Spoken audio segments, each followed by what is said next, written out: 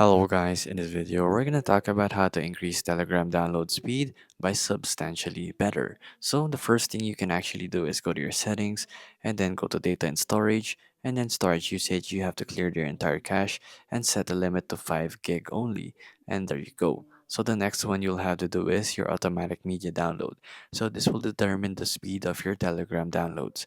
So if you're using cellular, usually you will have to set this to high if you want it to have a high download speed in Telegram if you're using your cellular data.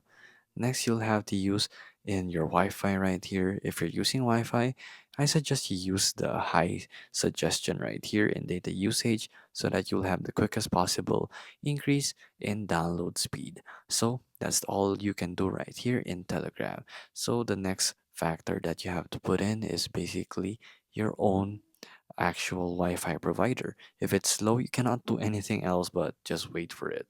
And if you're not using Telegram Premium, you won't get the fastest speeds available into Telegram right here.